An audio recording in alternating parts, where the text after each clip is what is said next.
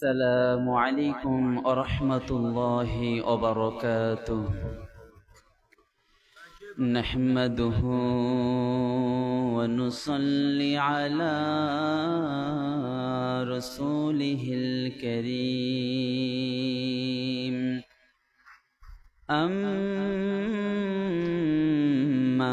بعد فقد قال الله تعالى في كلامه المجيد وفي فرقانه الحميد.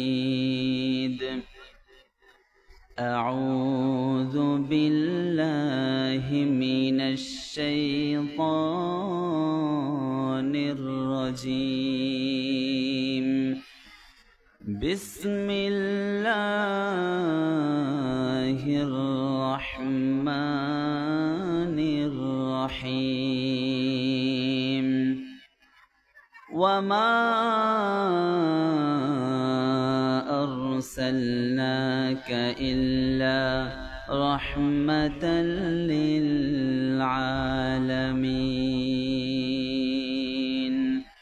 بارك الله لنا ولكم في القرآن العظيم، ونفعنا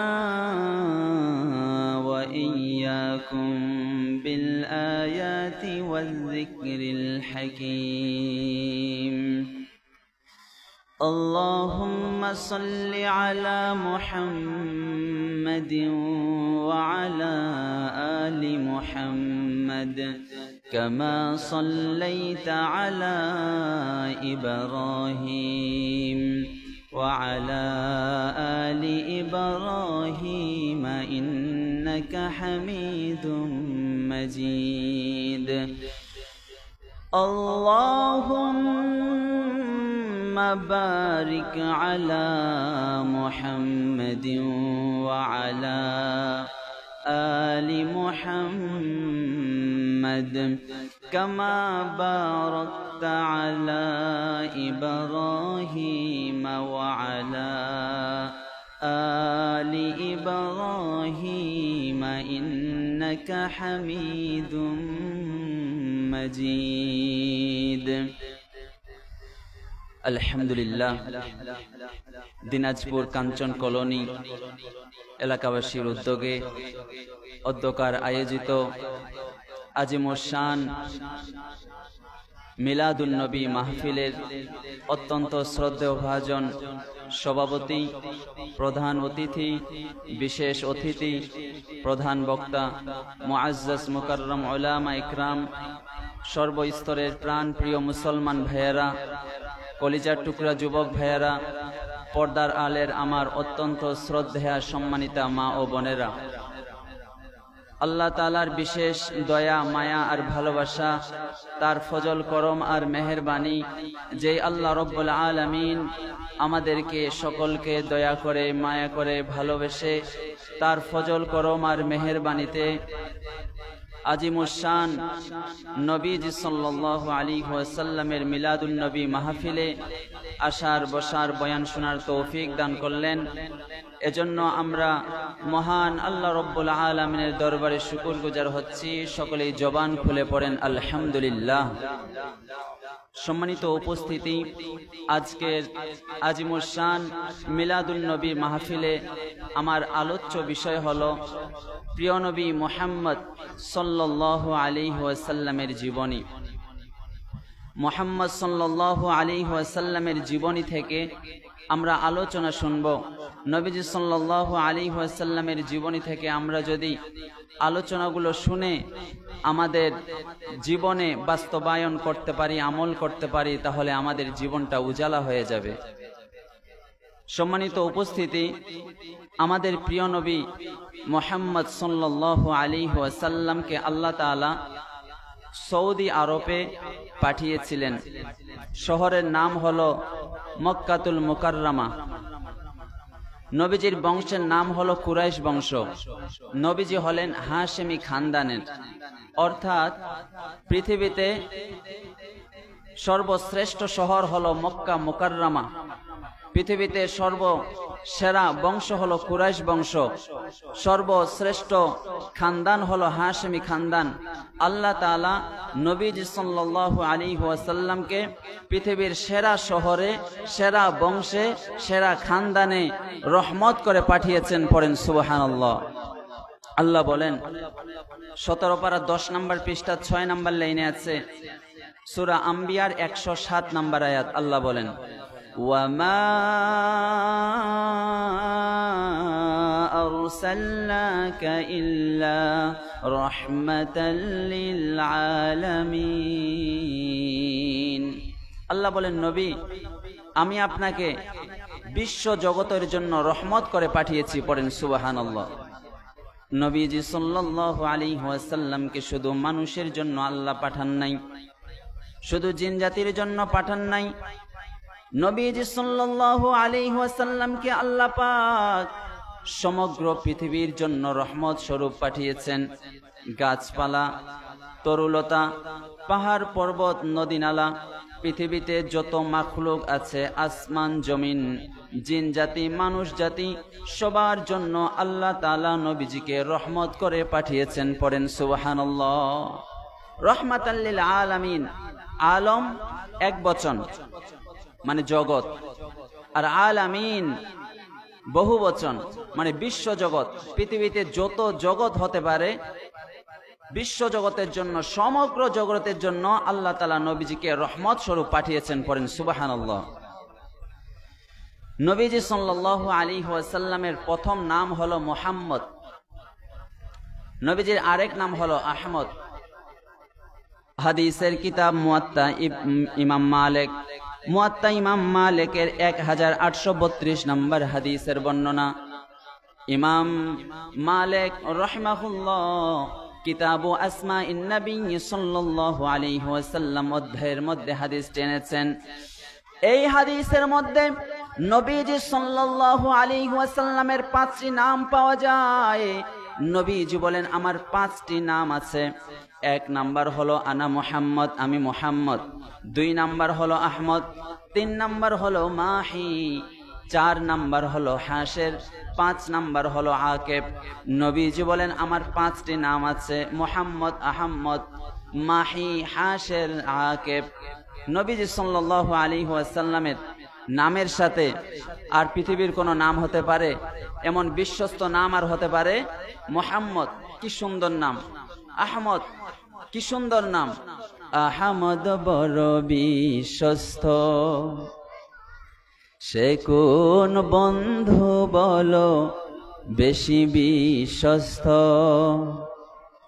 কার কাছে মন খুলে দেয়া যায়, কার কাছে প্রাণ খুলে দেয়া যায়, হওয়া যায় অতি আশ্বস্ত।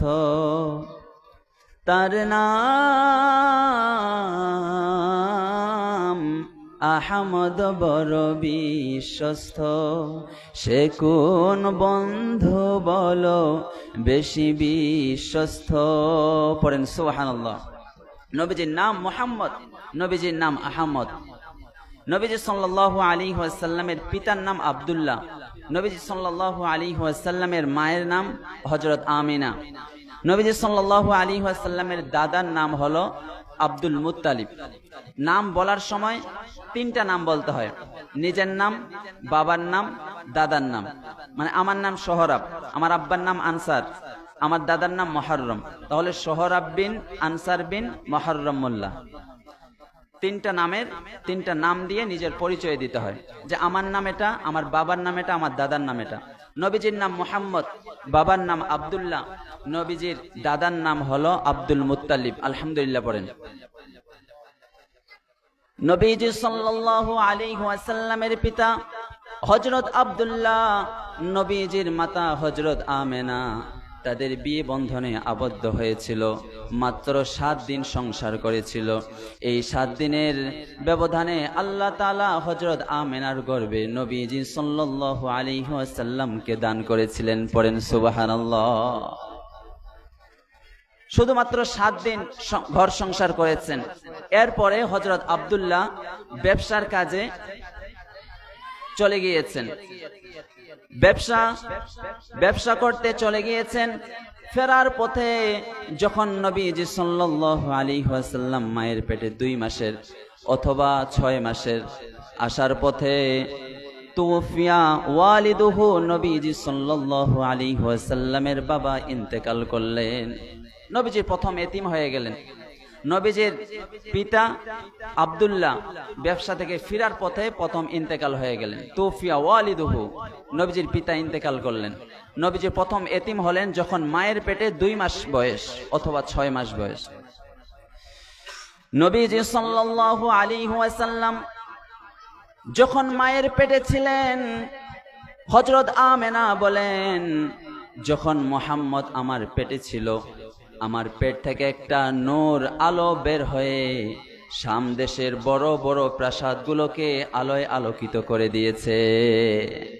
কসরুন কাবীরুন, বড় বড় প্রাসাদগুলোতে আমার পেট থেকে একটা নূর আলো গিয়ে যেমন সুইচ দিলে লাইটগুলো জ্বলে ওঠে, আমার পেট থেকে যেই নূর আর আলো বের হয়েছে শাম দেশের বড় বড় প্রাসাদগুলোকে আলোয় আলোকিত করে দিয়েছে। পড়েন সুবহানাল্লাহ। একজন গর্ভবতী মা যখন সন্তান প্রসব করেন, তখন এত ব্যথা কষ্ট সহ্য করেন। মানুষ সাধারণত 4.5 ইউনিট পেইন সহ্য করতে পারে, কিন্তু একজন মা যখন সন্তান প্রসব করেন তখন 57 ইউনিট পেইন সহ্য করেন।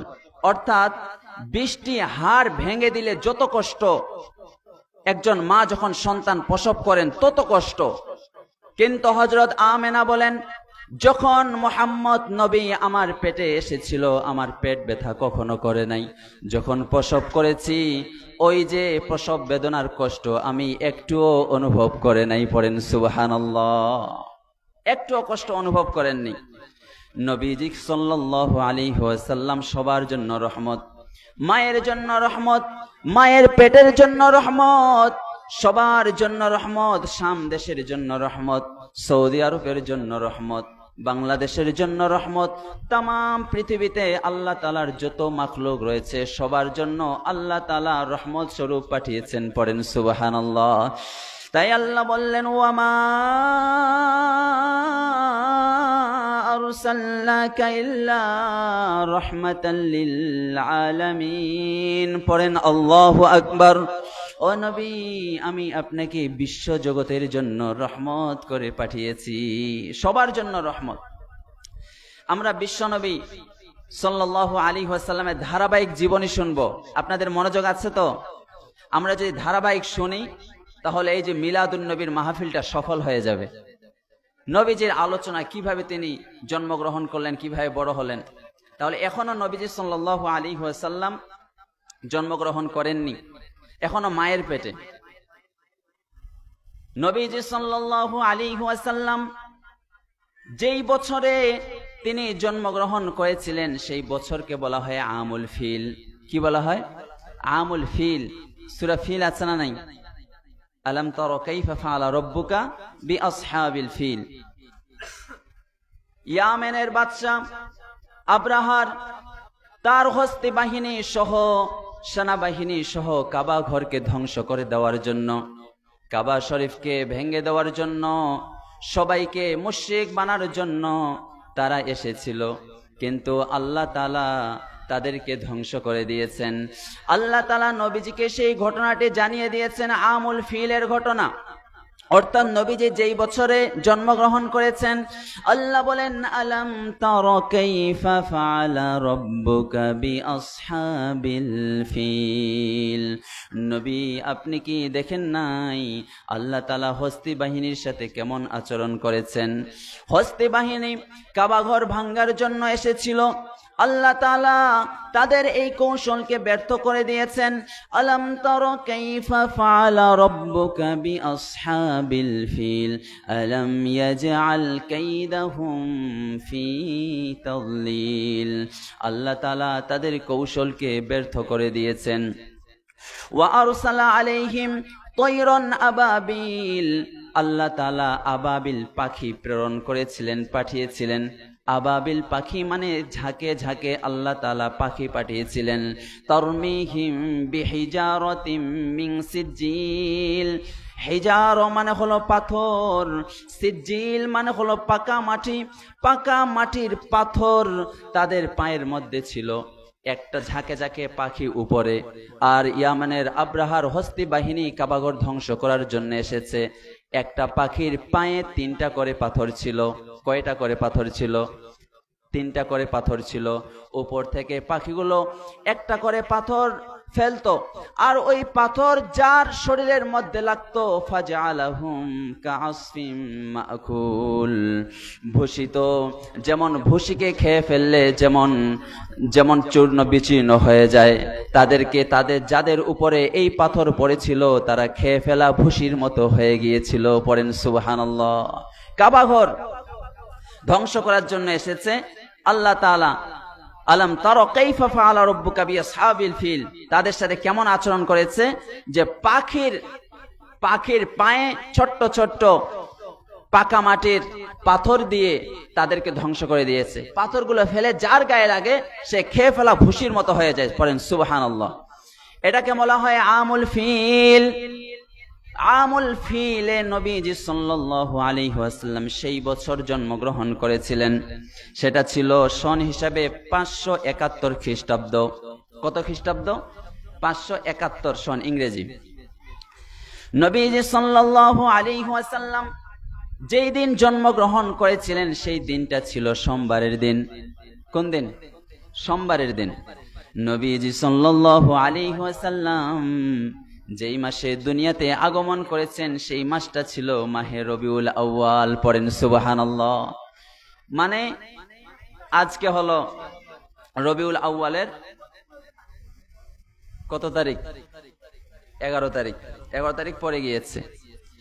নবীজি সাল্লাল্লাহু আলাইহি ওয়াসাল্লাম রবিউল আউয়াল মাসের 8 তারিখে জন্মগ্রহণ করেছেন। এটা বিশুদ্ধ মত। তবে মতানৈক্য রয়েছে, কেউ বলেছেন 1 তারিখে, কেউ বলেছেন 2 তারিখে, কেউ বলেছেন 8 তারিখে, কেউ বলেছেন 12 তারিখে। তবে বিশুদ্ধ হলো 8 তারিখ। মতানৈক্য রয়েছে, কিন্তু মৃত্যুর ব্যাপারে কোনো মতানৈক্য নেই। নবীজি সাল্লাল্লাহু আলাইহি ওয়াসাল্লাম 12 রবিউল আউয়ালে ইন্তেকাল করেছেন। তাহলে মশহুর কৌল অনুযায়ী 12 তারিখে রবিউল আউয়াল তিনি জন্মগ্রহণ করেছেন, আবার 12 রবিউল আউয়াল তিনি মৃত্যুবরণ করেছেন। নবীজি সাল্লাল্লাহু আলাইহি ওয়াসাল্লাম দুনিয়াতে এসেছেন আমাদের জন্য রহমত। আমরা খুশি নাকি বেজার? খুশি নাকি বেজার?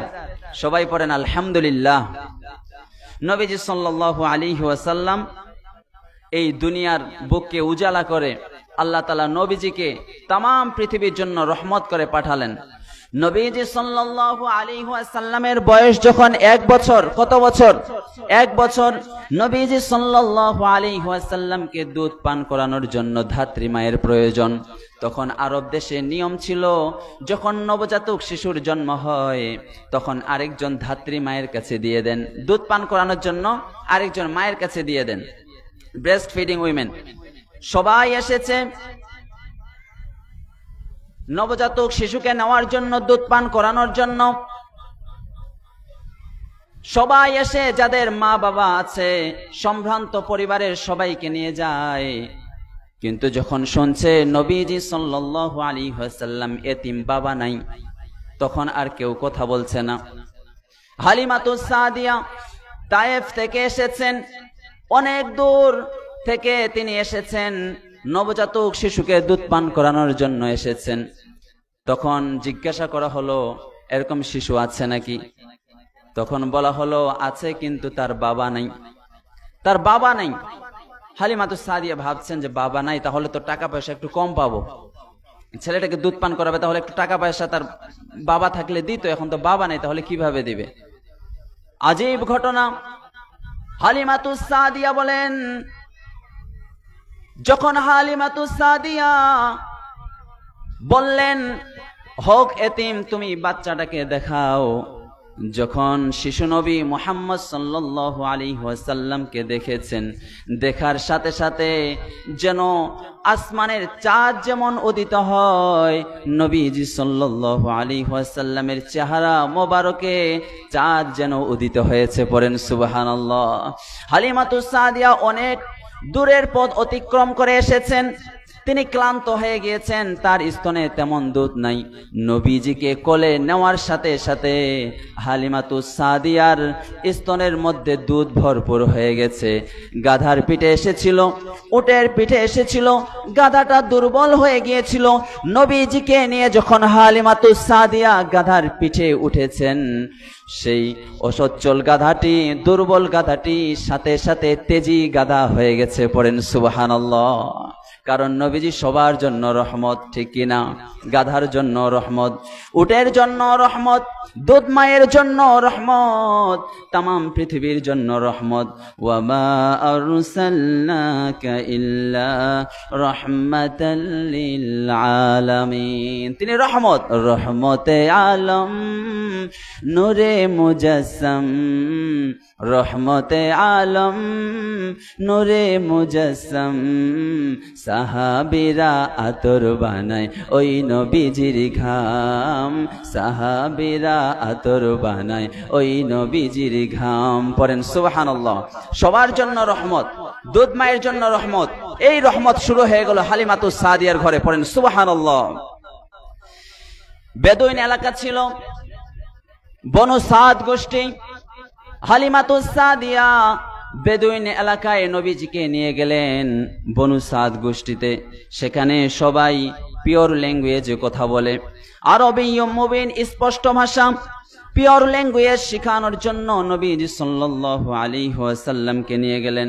নবীজি সাল্লাল্লাহু আলাইহি ওয়াসাল্লাম হালিমাতুস সাদিয়ার দুধ পান করতে আরম্ভ করলেন, আর তরতাজা মোটা তাজা হয়ে উঠলেন, বিশুদ্ধ ভাষা শিখা শুরু করে দিলেন। নবীজি সাল্লাল্লাহু আলাইহি ওয়াসাল্লামের বয়স যখন 2 মাস হলো, 2 বছর হলো, তখন হালিমাতুস সাদিয়া দুধ পান করানো কমপ্লিট করে ফেললেন। দুধ পান করানো মেয়াদ হচ্ছে 2 বছর। কত বছর? 2 বছর। আল্লাহ রাব্বুল আলামিন বলেন, 2 পারা 17 নম্বর পৃষ্ঠার 1 নম্বর লাইনে আছে, 2 নম্বর সূরা সূরাতুল বাকারার 223 নম্বর আয়াত। আল্লাহ বলেন, ওয়াল ওয়ালিদাতু ইরদি'না আওলাদাহুন্না হাওলাইনি কামিলাইনি লিমান আরাদা আন ইউতিম্মার রাদাআহ। জোরে পড়েন আল্লাহু আকবার। মায়েরা তার সন্তানকে পূর্ণ 2 বছর দুধ খাওয়াবে। কথা বলেন, কয় বছর? 2 বছর। কিন্তু মায়েরা 2 বছর পূর্ণ দুধ খাওয়াতে চায় না। এই যে কেমিক্যাল কতগুলো জিনিস আছে, এই যে কি বলে মিল্ক জাতীয় কতগুলো জিনিস আছে, ফিডার, এগুলো খাওয়ায় না। আল্লাহ তাআলা মায়ের শাল দুধের মধ্যে আল্লাহ তাআলা মেডিসিন দিয়ে দিয়েছেন, ওষুধ দিয়ে দিয়েছেন। এটা যদি সন্তান খায় তাহলে সন্তানের ব্রেন, বুদ্ধি, মেধা শক্তি সবল হবে। সুবহানাল্লাহ পড়েন। এজন্য সন্তানকে মা 2 বছর দুধ পান করাবে। হালিমাতুস সাদিয়া তিনি 2 বছর দুধ পান করালেন। যখন 2 বছর দুধ পান করানো হয়ে গেল, তখন আবার হযরত আমিনার কাছে দেখা করানোর জন্য আবার চলে আসলেন। আসে দেখে শুনে 2 বছরের ছোট বাচ্চা, নবীজি সাল্লাল্লাহু আলাইহি ওয়াসাল্লাম, আল্লাহর নবী তো সুন্দর সুন্দর কথা বলে, মন ভুলানো কথা বলে, শুধু কথা বলা শিখেছে 2 বছর। আবার মায়ের সাথে দেখা করে আবার বনু সাদে হালিমাতুস সাদিয়া আবার নিয়ে চলে আসলেন। নবীজি সাল্লাল্লাহু আলাইহি ওয়াসাল্লাম বনু সাদে বিশুদ্ধ ভাষা শেখা শুরু করলেন, সুন্দর সুন্দর কথা বলেন, কারণ আল্লাহর নবী তো সুন্দর সুন্দর কথা বলেন। এভাবে 2 বছর, 3 বছর, 4 বছর তিনি বড় হতে লাগলেন। এলাকায় যত ছেলে ছিল সবার থেকে সুন্দর ছেলে ছিল আমার নবী, পেয়ারা নবী মুহাম্মদ সাল্লাল্লাহু আলাইহি ওয়াসাল্লাম। নবীজি সাল্লাল্লাহু আলাইহি ওয়াসাল্লাম সব ছেলেদের থেকে একটু আলাদা ছিল, সবার থেকে আলাদা, সবার থেকে ভদ্র, সুষ্ঠু, শান্ত। সুবহানাল্লাহ পড়েন।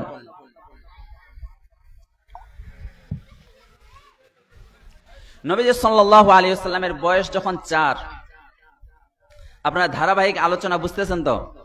নবীজি সাল্লাল্লাহু আলাইহি ওয়াসাল্লামের বয়স যখন 4, তখন নবীজি সাল্লাল্লাহু আলাইহি ওয়াসাল্লামের শক্কে সদর হয়েছিল। এটাকে উর্দু ও ফার্সিতে বলা হয় সিনাচাক, এটাকে আধুনিক ভাষায় বলা হয় ওপেন হার্ট সার্জারি। নবীজি সাল্লাল্লাহু আলাইহি ওয়াসাল্লামের বয়স যখন 4 বছর তখন তার ওপেন হার্ট সার্জারি হয়েছিল।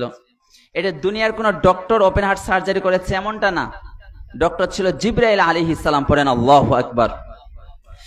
নবীজি সাল্লাল্লাহু আলাইহি ওয়াসাল্লামের বয়স যখন 4 বছর, নবীজি সাল্লাল্লাহু আলাইহি ওয়াসাল্লামের সিনা চাক হয়েছিল, ওপেন হার্ট সার্জারি হয়েছিল। জিবরাইল আলাইহিস সালাম হলেন ডাক্তার। বন্ধুরা আমার, হাদিসের কিতাব মুসলিম, সহিহ মুসলিম শরীফের 302 নম্বর হাদিসের বর্ণনা। ইমাম মুসলিম আল ঈমান অধ্যায়ের মধ্যে হাদিসটি এনেছেন। হাদিসটি বর্ণনা করেছেন আনাস বিন মালিক রাদিয়াল্লাহু আনহু। আনাস ইবনে মালিক রাদিয়াল্লাহু আনহু আন্না রাসূলুল্লাহ সাল্লাল্লাহু আলাইহি ওয়াসাল্লাম আতাহু জিবরিলু ফাস্তাখরাজাল কলবা ফাস্তাখরাজা মিনহু আলাকাতান। জিবরাইল আলাইহিস সালাম নবীজি সাল্লাল্লাহু আলাইহি ওয়াসাল্লামের কাছে আসলেন। ওয়া হুয়া ইয়ালআবু মাল গিলমানে, তখন নবীজি শিশুদের সাথে খেলাধুলা করছেন, মানে সাথী ভাইদের সাথে খেলাধুলা করছেন। জিবরাইল আলাইহিস সালাম নবীজিকে এভাবে ধরলেন।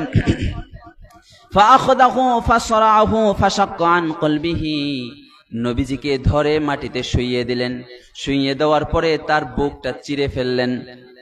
চিরে ফেলার পরে ফাস্তাখরাজাল কলবা, নবীজির অন্তর মোবারককে বের করে নিলেন। ফাস্তাখরাজা মিনহু আলাকাতান, এরপরে একটা রক্তপিণ্ড ছিল, রক্তপিণ্ডটা বের করে নিলেন। বের করে নেওয়ার পরে জিবরাইল আলাইহিস সালাম বলেন, ফাকালা হাযা হায্যুশ শাইতানি মিনকা, এটা হলো শয়তানের অংশ। আমাদের অন্তরের মধ্যেও কিন্তু একটা শয়তানের অংশ আছে। নবীজির অন্তর থেকে জিবরাইল আলাইহিস সালাম এই সন্তানের রক্তপিণ্ডটাকে বের করে নিলেন। সুম্মা গসালাহু ফি তাসনিন মিন যাহাবিন বিমা'i জামজামা, জিবরাইল আলাইহিস সালাম একটা স্বর্ণের পাত্রের মধ্যে নবীজির অন্তরটাকে রাখলেন। পড়েন আল্লাহু আকবার। নবীজির অন্তরটাকে তো বের করে নিয়েছেন, একটা স্বর্ণের পাত্রের মধ্যে রাখলেন। বিমা'i জামজামা, জমজমের পানি দিয়ে ধৌত করলেন। সুম্মা লামাহু সুম্মা আ'াদাহু ফি মাকানিহি, নবীজির অন্তরের মধ্যে আবার নবীজির বুকের মধ্যে আবার নবীজির অন্তরটাকে বসিয়ে দিলেন। এই দেখে শিশুরা কিন্তু নিজ চোখে দেখছিল। ওয়াজা আল গিলমান ইয়াসাউনা ইলা উম্মিহি ইয়ানি যিরাহু, শিশুরা দৌড়ে নবীজি সাল্লাল্লাহু আলাইহি ওয়াসাল্লামের দুধ মায়ের কাছে দৌড়ে গেলেন, মানে হালিমাতু সাদিয়ার কাছে দৌড় দিয়ে গেলেন। ফাকালু ইন্না মুহাম্মাদান কদ কুতিলা, শিশুরা নবীজির দুধ মা হালিমাতু সাদিয়াকে গিয়ে বললেন, মুহাম্মদকে একজন কতল করে ফেলেছে, একজন তাকে হত্যা করে ফেলেছে। কদ কুতিলা মুহাম্মদ, এটা শোনার পরে ফাস্তাকমালুহু, সবাই দৌড়ে গেলেন নবীজি, শিশু নবী 4 বছরের নবী মুহাম্মদ সাল্লাল্লাহু আলাইহি ওয়াসাল্লামের কাছে। ওহুয়া মুনতাকাউল লাউনি, সবাই গিয়ে দেখেন নবীজি সাল্লাল্লাহু আলাইহি ওয়াসাল্লামের চেহারাটা ভয়ে বিবর্ণ হয়ে আছে। রাবি বর্ণনাকারী সাহাবী আনাস রাদিয়াল্লাহু আনহু বলেন, ওয়াকাদ কুনতু আরা আসর যালিকাল মিখিয়াতি ফি সাদরিহি, আমি নবীজির বুকে এই ওপেন হার্ট সার্জারির দাগ মোবারক দেখেছি। পড়েন সুবহানাল্লাহ। নবীজি খুব লজ্জাশীল ছিলেন। নবীজিকে এভাবে জিবরাইল আলাইহিস সালাম শুইয়ে দিয়ে তার সিনা মোবারক এভাবে চিরে দিয়ে অন্তরটাকে বের করে আবার সেট করে দিলেন। নবীজি লজ্জাশীল ছিলেন, খুব লজ্জা পেয়েছিলেন এবং তার চেহারা ভয়ে বিবর্ণ হয়ে গিয়েছিল। বন্ধুরা আমার, নবীজির লজ্জা কেমন ছিল জানেন নাকি? হাদিসের কিতাব বুখারী, সহিহ বুখারী শরীফের 3562 3562 নম্বর হাদিসের বর্ণনা। ইমাম বুখারী কিতাবুল মানাকিব অধ্যায়ের মধ্যে হাদিসটি এনেছেন। নবীজি সাল্লাল্লাহু আলাইহি ওয়াসাল্লামের লজ্জা কেমন ছিল? আশাদ্দু হায়ান মিনাল আযরা'i ফি খিদরিহা, একজন কুমারী মেয়ে যে এখনো ছেলেদের সাথে কথা বলে নাই, ছেলেদের সাথে উঠা বসা করে নাই, সে তার একান্ত ঘরের মধ্যেই ছিল, এখনো ছেলেদের সাথে উঠা বসা নাই। এই কুমারী মেয়ের কেমন লজ্জা! এই কুমারী মেয়ের লজ্জার চাইতেও আমার নবী, প্যারা নবী মুহাম্মদ সাল্লাল্লাহু আলাইহি ওয়াসাল্লামের বেশি লজ্জা ছিল। জোরে করে পড়েন সুবহানাল্লাহ। কুমারী মেয়েদের চাইতেও নবীজির লজ্জা ছিল। এখন তো আমাদের সমাজের মেয়েদের লজ্জা টজ্জা নাই, একটা প্যান্ট পরে আর একটা ফতুয়া পরে গেঞ্জি পরে ঘুরে আছে না নাই, লজ্জা টজ্জা সব চলে গিয়েছে। অথচ নবীজি পুরুষ, নবীজি তো নারী নন, নবীজির লজ্জা ছিল কুমারী মেয়ের চাইতেও বেশি। এজন্য আমার মায়েরা, আমার বোনেরা, আপনারা আমাকে মহব্বত করেন। আমি শুনেছি কাঞ্চন কলোনি শাহী মসজিদের কমিটির লোকেরা আমাকে বলেছে যে আমার মায়েরা বোনেরা আমাকে মহব্বত করেন। এজন্য লজ্জা আনতে হবে, নিজের মধ্যে লজ্জা আনতে হবে, আমাদেরকে লজ্জাশীল হতে হবে। আল্লাহ তৌফিক দান করুক, পড়েন আমিন। নবীজি সাল্লাল্লাহু আলাইহি ওয়াসাল্লামের বয়স যখন 5 বছর, নবীজি সাল্লাল্লাহু আলাইহি ওয়াসাল্লামকে নবীজির ধাত্রী মা হালিমাতুস সাদিয়া আবার নিজের মা হযরত আমেনার কাছে নিয়ে আসলেন। যখন শোকে সদর দেখলেন, সিনা চাক দেখলেন, নবীজি মুহাম্মদ সাল্লাল্লাহু আলাইহি ওয়াসাল্লামের বুক মোবারক যখন বিদীর্ণ হওয়া দেখলেন, তখন হালিমাতুস সাদিয়া ভয় পেয়ে গেলেন, বললেন যে না, তার মায়ের কাছে ফিরিয়ে দেই। নবীজির বয়স যখন 5 বছর, নবীজি সাল্লাল্লাহু আলাইহি ওয়াসাল্লামকে হালিমাতুস সাদিয়া তার মা হযরত আমেনার কাছে ফিরিয়ে দিলেন। আর হালিমাতুস সাদিয়া হলেন ধাত্রী মা, দূত মা, আর আপন মা হলেন, জন্মদাতা মা হলেন হযরত আমিনা। একবার সাহাবীরা সহ নবীজি সাল্লাল্লাহু আলাইহি ওয়াসাল্লাম বসে আছেন, নবীজি বয়ান করছেন। এমন সময় দূর থেকে দেখতে পেলেন একজন বৃদ্ধা মহিলা আসছেন। কথাগুলো মনোযোগ দিয়ে শুনবেন। নবীজি সাল্লাল্লাহু আলাইহি ওয়াসাল্লাম সেই বৃদ্ধা মহিলাকে দেখে দাঁড়িয়ে নিজের গায়ের চাদর মোবারক সেই মহিলার জন্য বিছিয়ে দিলেন। সাহাবীরা দেখে অবাক হয়ে গেলেন। সাহাবীরা বলেন, ইয়া রাসূলুল্লাহ, ইয়া হাবিবাল্লাহ, আপনার গায়ের চাদর মোবারক এই বৃদ্ধার জন্য মাটিতে বিছিয়ে দিলেন বসার জন্য। আমাদেরকে কি আপনি বলবেন এই বৃদ্ধা মহিলা আপনার কে হয়? নবীজি সাল্লাল্লাহু আলাইহি ওয়াসাল্লাম বললেন, এই বৃদ্ধা মহিলা আমার হলেন তিনি মা, তিনি হলেন আমার দুধ মা। আমি 2 বছর তার দুধ পান করেছি, আবার 2 বছর তার সাথে থেকেছি। আমি বনু সাদে হালিমাতুস সাদিয়ার কাছে আরবি মুবিন, পিওর ল্যাঙ্গুয়েজ, বিশুদ্ধ ভাষা শিখেছি। তিনি আমার মা। নবীজি নিজের গায়ের চাদর মোবারক বিছিয়ে দিয়েছেন দুধ মায়ের জন্য। এজন্য মায়ের সম্মান কম নাকি বেশি? আমরা মায়ের দুধ পান করেছি, আমাদের শরীরের গায়ের চামড়া দিয়ে যদি মায়ের স্যান্ডেল, পায়ের জুতা বানিয়ে দেওয়া হয়, এরপরও মায়ের ঋণ শোধ হবে নাকি? এজন্য মায়ের সাথে সুন্দর ব্যবহার।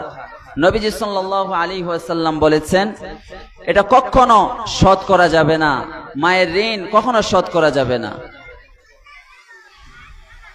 এটা আল্লাহ তাআলার রহমত। আলহামদুলিল্লাহ পড়েন।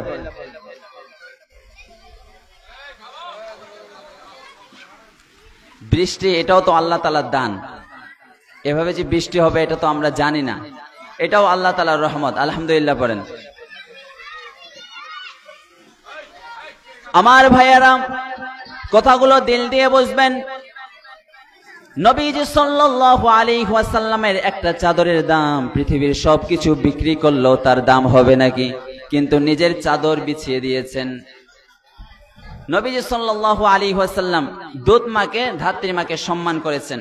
নবীজি সাল্লাল্লাহু আলাইহি ওয়াসাল্লামের বয়স যখন 6 বছর, তখন হযরত আমেনার সাথে নবীজি সাল্লাল্লাহু আলাইহি ওয়াসাল্লাম বাবার কবর জিয়ারত করার জন্য গেলেন। জায়গাটার নাম হলো ইয়াসরিব। মদিনার আগের নাম হলো ইয়াসরিব। হাজী সাহেব চাচা তো গিয়েছেন, চাচা হজ করেছেন, মাশাআল্লাহ। তাহলে ইয়াসরিব, মদিনার আগের নাম কি? ইয়াসরিব। নবীজি সাল্লাল্লাহু আলাইহি ওয়াসাল্লাম, এই যে বৃষ্টি কমে গেছে, আলহামদুলিল্লাহ পড়েন, আলহামদুলিল্লাহ পড়েন।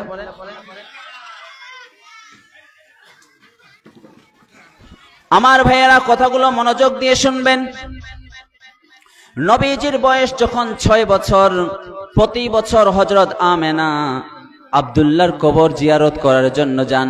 এবার নবীজিকে পেয়ে নবীজি সহ বাবার কবরও জিয়ারত করার জন্য গেলেন। নবীজির বাবা হযরত আব্দুল্লাহর কবর জিয়ারত করার জন্য গেলেন। 6 বছরের শিশু নবী মুহাম্মদ সাল্লাল্লাহু আলাইহি ওয়াসাল্লাম, নবীজি সাল্লাল্লাহু আলাইহি ওয়াসাল্লাম বাবার কবর মোবারক দেখে ঝাঁপিয়ে পড়লেন, অনেক কান্নাকাটি করলেন। হায়রে, যখন মায়ের পেটে 2 মাস বয়স, 6 মাস বয়স, তখন নিজের বাবাকে হারিয়েছেন, এতিম হয়ে গেছেন। আবার জিয়ারত করে হযরত আমেনা নবীজি সাল্লাল্লাহু আলাইহি ওয়াসাল্লামকে নিয়ে উটের পিঠিতে আসা শুরু করলেন। হযরত আমেনার দাসী ছিল উম্মে আইমান। কি নাম? উম্মে আইমান। আসার পথে মক্কা আর তায়েফের মাঝামাঝি আবওয়া নামক জায়গায় উট থেমে গেল। হযরত আমেনার পেটের ব্যথা শুরু হয়ে গেল। হযরত আমেনা বলেন, উটকে থামাও। উটকে থামানো হলো। হযরত আমেনা উটের পিঠ থেকে মাটিতে পড়ে গেলেন। উম্মে আইমানকে বলে, উম্মে আইমান রে, আমার মুহাম্মদকে আমার বুকের উপরে দাও। হযরত আমেনা নবীজিকে বুকের উপরে নিলেন। বুকের উপরে নিয়ে বলেন, বাবা, আমার যাওয়ার সময় হয়ে গেছে। হযরত আমেনা মক্কার মদিনার মাঝামাঝি আবওয়া নামক জায়গায় ইন্তেকাল করলেন। এখন নবীজি কমপ্লিটলি এতিম হয়ে গেলেন। হায়রে, যখন মায়ের পেটে 2 মাস বয়স অথবা 6 মাস বয়স, তখন বাবাকে হারিয়েছেন। বাবার কবর প্রথম জিয়ারত করতে গিয়ে মাকে হারিয়ে দিয়েছেন। এখন নবীজি কমপ্লিটলি এতিম হয়ে গেছেন। হুদায়বিয়ার সন্ধির সময় 1400 সাহাবা, বন্ধুরা আমার, নবীজি মায়ের কবর জিয়ারত করার জন্য গিয়েছেন। আমরা তো মায়ের কবর জিয়ারত করি না। হায়রে, মুসলিম মা হওয়ার পরেও, মুসলিম বাবা হওয়ার পরেও মায়ের কবর জিয়ারত করি না। শুক্রবার আসে মায়ের কবরের সামনে যাই না, শুক্রবার আসে বাবার কবরের সামনে যাই না। নবীজি সাল্লাল্লাহু আলাইহি ওয়াসাল্লাম মায়ের কবর জিয়ারত করেছেন। বন্ধুরা আমার, হাদিসের কিতাব নাসাই, সুনানে নাসাই শরীফের 2034 নম্বর হাদিসের বর্ণনা। হাদিসটি বর্ণনা করেছেন বিখ্যাত সাহাবী হযরত আবু হুরায়রা। আন আবি হুরায়রা রাদিয়াল্লাহু আনহু আন্না রাসূলুল্লাহ সাল্লাল্লাহু আলাইহি ওয়াসাল্লাম যারা কবর উম্মিহি। হযরত আবু হুরায়রা বলেন, নবীজি সাল্লাল্লাহু আলাইহি ওয়াসাল্লাম তার মায়ের কবর জিয়ারত করলেন। নবীজি কাঁদলেন, সাহাবীদেরকে বললেন, সাহাবীরা, আমি আমার মায়ের কবরের সামনে দাঁড়িয়ে কাঁদবো, তোমরা কিন্তু কাঁদবে না। ফাবাকা ওয়া আবকা মান হাওলাহু।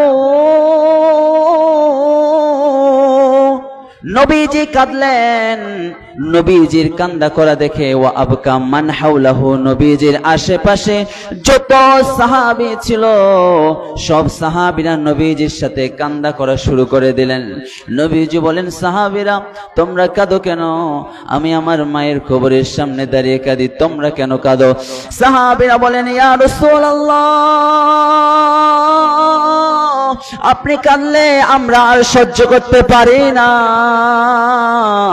নবীজি সাল্লাল্লাহু আলাইহি ওয়াসাল্লাম মায়ের কবরের সামনে গিয়ে কেঁদেছেন, মায়ের জন্য দোয়া করেছেন।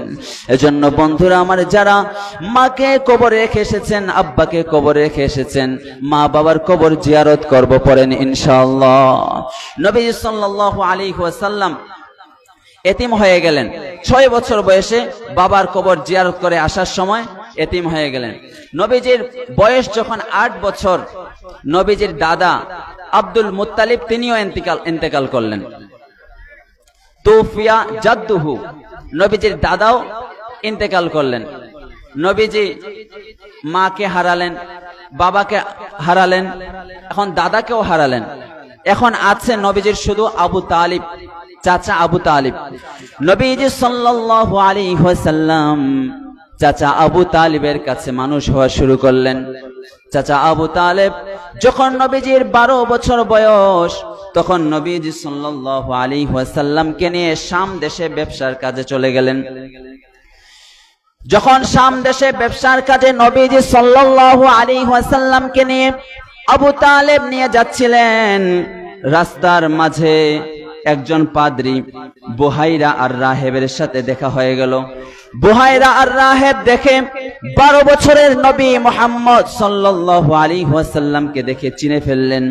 তিনি বললেন, আমি বছরের পর বছর এখানে ধ্যান করি, অপেক্ষা করি, একদিন তার চাচার সাথে মুহাম্মদ নবী এদিকে আসবে আর তার সাথে আমার দেখা হয়ে যাবে। বুহাইরা আর রাহেব বললেন, সায়াকুনু নাবিয়ান, ও আবু তালেব, তোমার এই ভাতিজা একদিন নবী হবে, এই ছেলে একদিন নবী হবে। ইহুদিরা যেন না জানে তুমি মুহাম্মদকে শাম থেকে মক্কায় নিয়ে যাও, ইহুদিরা যদি জানতে পারে তাহলে মেরে ফেলবে। আবু তালেব ব্যবসার কাজ তাড়াতাড়ি শেষ করে শাম থেকে আবার মক্কা মুকাররমায় চলে আসলেন। নবীজি সাল্লাল্লাহু আলাইহি ওয়াসাল্লামের বয়স যখন 13 বছর, কত বছর? 13 বছর। নবীজি সাল্লাল্লাহু আলাইহি ওয়াসাল্লাম 13 বছর থেকে উপার্জন করা শুরু করে দিলেন। আলহামদুলিল্লাহ পড়েন। আমাদের ছেলেরা তো এখন বেকার। আমাদের ছেলেরা কি বেকার? এই যে বেকার রাখার জন্য এখন নেশাকর হচ্ছে, আছে না নাই? এই যে গেমস খেলে, এগুলোর নামও তো আমি জানি না, এই জন্য বলতে পারলাম না। গেমস খেলে, এরপরে সবসময় খেলাধুলা করে, আর এই যে মোবাইল নিয়ে সারাক্ষণ মোবাইল নিয়ে পড়ে থাকে। নবীজি সাল্লাল্লাহু আলাইহি ওয়াসাল্লাম 13 বছর বয়সে উপার্জন করা শুরু করেছেন। নবীজির যখন 13 বছর বয়স, তখন তিনি ছাগল চড়ানো শুরু করলেন। কি চড়ানো? ছাগল চড়ানো শুরু করলেন। বন্ধুরা আমার, সহিহ বুখারী শরীফের হাদিসের বর্ণনা, সহিহ বুখারী শরীফে 2262 নম্বর হাদিসের বর্ণনা। ইমাম বুখারী কিতাবুল ইজারা অধ্যায়ের মধ্যে হাদিসটি এনেছেন। নবীজি বলেন, মা বাসাল্লাহু নাবিয়ান ইল্লা রাল গনাম, পৃথিবীতে যত শ্রেষ্ঠ মানুষ এসেছেন তার মধ্যে হলো নবীগণ। আল্লাহ তাআলা এমন কোন নবী পাঠান নাই যেই নবী ছাগল চড়ান নাই। ক্বালা আসহাবুহু আনতা ইয়া রাসূলুল্লাহ, সাহাবীরা বললেন, নবী আপনিও কি ছাগল চড়িয়েছেন নাকি? নবীজি সাল্লাল্লাহু আলাইহি ওয়াসাল্লাম বললেন, নাম, আমিও ছাগল চড়িয়েছি। কুনতু আরআহা আলা করারিতলি আহলি মক্কাতা, আমি অল্প কিছু টাকার বিনিময়ে, অল্প কিছু মুদ্রার বিনিময়ে মক্কাবাসীদের ছাগল চড়িয়ে দিতাম। পড়েন সুবহানাল্লাহ। নবীজি শিখিয়েছেন, কাজে কোনো লজ্জা নেই। 13 বছরের নবীজি ছাগল চড়িয়েছেন, উপার্জন করা শুরু করে দিয়েছেন। এজন্য আমাদের ছেলেগুলোকেও কাজে লাগিয়ে দিব। পড়ালেখার পাশাপাশি কি লাগিয়ে দিব? কাজে লাগিয়ে দেব। এখন এই কাজে না লাগানোর জন্য, পড়ালেখা মন দিয়ে না করানোর জন্য আমাদের ছেলেরা এখন বখাটে ছেলেতে পরিণত হচ্ছে। কথা বলেন ঠিক কি ঠিক না? সম্মানিত উপস্থিতি, কাজে কোনো লজ্জা নেই। এখন ছেলেরা একটু স্ট্যান্ডার্ড বয়, তারা আবার কাজ টাজ করবে নাকি, মানে নিজেকে ছোট সমঝে যে এই কাজটা আমি করব, এটা কি আমার কাজ না। যেই কাজটাই হোক, কাজটা ছোট হোক, এটা তোমার জন্য বড়। যে যেই কাজ করে সেই কাজটা তার জন্য বড়। যে রিক্সা চালায় তার জন্য এই কাজটা বড় কাজ। এই কাজ সবাই পারবে না। যে যেই কাজ করে, যে লেখালেখির কাজ করে সে লেখালেখির কাজ করবে। কেউ মাস্টার হবে, কেউ টিচার হবে, কেউ শিক্ষক হবে, কেউ শিক্ষিকা হবে, কেউ গভর্নর হবে, কেউ প্রেসিডেন্ট হবে, কেউ রিক্সাওয়ালা হবে, কেউ ভ্যানওয়ালা হবে, কেউ কুলিওয়ালা হবে, কেউ ফেরিওয়ালা হবে। এটা স্বাভাবিক। যে যেই কাজ করছেন, কোন কাজকে ছোট করে দেখা যাবে না। সবার দিক থেকে, যার যে যেটা কাজ করে তার দিক থেকে এই কাজটা বড়। নবীজি শিখিয়েছেন, কাজে কোনো লজ্জা নেই। সুলাইমান আলাইহিস সালামের একটা কৌল আছে, কর্মঠ লোক রাজা হবে, কিন্তু অলস চিরদিন প্রজাই থাকবে। কর্মঠ লোক কি হবে? রাজা হবে, কিন্তু অলস চিরদিন প্রজাই থাকবে। এজন্য যুবক ভাইয়েরা, কখনো বেকার থাকা যাবে না। যে পড়ালেখা করছেন, ভালো করে পড়ালেখা করেন, পড়ালেখা করেন। এদিক সেদিক সময় নষ্ট করার সময় আমাদের হাতে নাই। Do not waste time, you lost is life. সময় অপচয় করো না, জীবনটাই নষ্ট হয়ে যাবে। এখন মেয়েরা তো পড়ালেখাই করে না, মেয়েরা এখন কি করে না, পড়ালেখাই করে না। অথচ একজন বড় মেয়ে ডক্টরের প্রয়োজন আছে না নাই? ডক্টর, আপনার স্ত্রীর যদি একজন মেয়ে ডক্টর সিজার করে তাহলে এটা বেশি উত্তম না? তাহলে মেয়েদেরকে তো পড়ালেখা করতে হবে, তাদেরকে উচ্চ শিক্ষিত হতে হবে। কিন্তু এখন ছেলে মেয়েরা আর পড়ালেখা করে না, শুধু মোবাইল নিয়ে পড়ে থাকে। আর ছেলে মেয়ের মায়েরা কি করে, ওই টিভি নিয়ে পড়ে থাকে। শুধু আমরা যারা পুরুষরা আছি আমাদের ঘাড়ের উপরে সব চলে যায়। কিন্তু মাও টিভি দেখে, মেয়েও মোবাইল টিপে, ছেলেও খেলাধুলা করে আর নেশা করে, ঠিক কিনা? এজন্য বেকার থাকা যাবে না। নবীজি শিখিয়েছেন কাজে কোনো লজ্জা নেই। লজ্জা হলো অলসতায়। লজ্জা হলো কিসে? অলসতায়। নবীজি সাল্লাল্লাহু আলাইহি ওয়াসাল্লামের বয়স যখন 20 বছর, আমরা ধারাবাহিকভাবে আলোচনা করছি, 1 বছর থেকে আমরা 20 বছরে আসলাম। নবীজি সাল্লাল্লাহু আলাইহি ওয়াসাল্লামের বয়স যখন 20 বছর, নবীজি তখন একটা যুব সংগঠন করেছিলেন। কি করেছিলেন? যুব সংগঠন করেছিলেন। এই সংগঠনের নাম ছিল হালাফুল ফুজুল। আমরা বাংলাতে যেটাকে বলি হিলফুল ফুজুল। এটার বেসিক্যালি নাম ছিল হালাফুল মুত্তাইয়িবিন। আমরা এটাকে বাংলাকে হেলফুল ফুজুল বলি। এক গরিব লোক, শ্রমিক, সে কাজ করার পরে ধনী মানুষের বাড়িতে কাজ করেছে, কিন্তু ধনী মানুষ তার আর মজুরি দেয় না। এরকম আমাদের এলাকাতেও আছে না নাই? কাজ করেছে কিন্তু মজুরি দেওয়ার ব্যাপারে বলে যে কালকে দেবো, কালকে দেবো। সেই লোকটা পাহাড়ের উপরে উঠে চিৎকার করে বলছে, কেউ কি এমন নেই যে আমার পাওনাটা আমাকে বুঝিয়ে দিবে তার কাছ থেকে নিয়ে? এই শুনে লাকাদ আনান নবী সাল্লাল্লাহু আলাইহি ওয়াসাল্লাম, নবীজি কষ্ট পেলেন। তখন 15 বছরের ছেলেগুলোকে নিয়ে, 18 বছরের ছেলেগুলোকে নিয়ে, 20 বছর 22 বছরের ছেলেগুলোকে নিয়ে, নবীজির বয়স তো 20 বছর, তার সমবয়সী ছেলেগুলোকে নিয়ে একটা যুব সংগঠন করলেন। আজকে যুব সমাজ যদি ঐক্য থাকে তাহলে ভালো থাকবে বাংলাদেশ। কথা বলেন ঠিক কি ঠিক না? আর যুব সমাজ যদি অধপতনের দিকে যায়, কোরআন যদি না মানে, তাহলে এই লাল সবুজের পতাকা অন্য দেশের মধ্যে উড্ডীন হওয়া কখনো সম্ভব নয়। এজন্য যুবক ভাইয়ারা যদি কোরআনকে মেনে নেয়, যদি 5 ওয়াক্ত নামাজি হয়ে যায়, যদি নবীজির আদর্শ মেনে নেয়, তাহলে ভালো থাকবে বাংলাদেশের লাল সবুজের পতাকা। আগামীর বাংলাদেশ যুবকদের বাংলাদেশ। কথা বলেন ঠিক কি ঠিক না? যখন কেউ চুরি করতে করতে সীমা লঙ্ঘন করে ফেলে, যখন চুরি করতে করতে, অন্যায় করতে করতে, জুলুম করতে করতে বছরের পর বছর বৃদ্ধা বয়স হওয়া পর্যন্ত যখন জুলুম করে, আল্লাহ তাআলা তখন যুবকদের হাতে দেশকে দিয়ে আল্লাহ তাআলা তাদের পতন ঘটিয়ে দেন। কথা বলেন ঠিক কি ঠিক না? এজন্য যুব সমাজ তোমাকে কর্মঠ হতে হবে, হেল্পফুল ফুজুলের মতো সংগঠন করতে হবে, ঐক্য হতে হবে, ঐক্য হয়ে কাজ করতে হবে। কথা বলেন ঠিক কি ঠিক না? নবীজি সাল্লাল্লাহু আলাইহি ওয়াসাল্লামের বয়স যখন 20 বছর, নবীজি সাল্লাল্লাহু আলাইহি ওয়াসাল্লাম এই সংগঠন করেছিলেন, যুব সমাজের হেল্পফুল ফুজুল করেছিলেন। আমরা এই হেল্পফুল ফুজুলের মতো সংগঠন করে এই সমাজটাকে বদলে দিতে চাই কি চাই না? যুব সমাজ, এই সমাজটাকে তোমরাই বদলে দিতে পারো। কথা বলেন ঠিক কি ঠিক না? নবীজি সাল্লাল্লাহু আলাইহি ওয়াসাল্লামের বয়স যখন 25 বছর, নবীজি সাল্লাল্লাহু আলাইহি ওয়াসাল্লাম 12 বছর বয়সে ওই যে চাচার সাথে শাম দেশে গিয়েছিলেন, চাচার ব্যবসার সাথে। নবীজি সাল্লাল্লাহু আলাইহি ওয়াসাল্লামের বয়স যখন 25 বছর, নবীজি দ্বিতীয়বার আম্মাজান খাদিজার হয়ে, বিজনেস পার্টনার হয়ে অথবা এমপ্লয়ি হয়ে তিনি শাম দেশে গেলেন। আম্মাজান খাদিজার যেগুলো প্রোডাক্ট ছিল, এই প্রোডাক্টগুলো নিয়ে সেল করার জন্য তিনি চলে গেলেন। আরো কয়েকজন মিলে চলে গেলেন। তার মধ্যে মাইসারা নামে একজন দাসী ছিল আম্মাজান খাদিজার। নবীজি সাল্লাল্লাহু আলাইহি ওয়াসাল্লাম 25 বছর বয়সে আম্মাজান খাদিজার হয়ে ব্যবসার কাজে পণ্যগুলো নিয়ে শাম দেশে চলে গেলেন। ফিরে আসলেন, ব্যবসার মধ্যে অনেক লাভ হলো, প্রচুর লাভ হলো। এই দেখে কানাত খাদিজাতু সাইদাতান, হযরত আম্মাজান খাদিজা খুশি হয়ে গেলেন।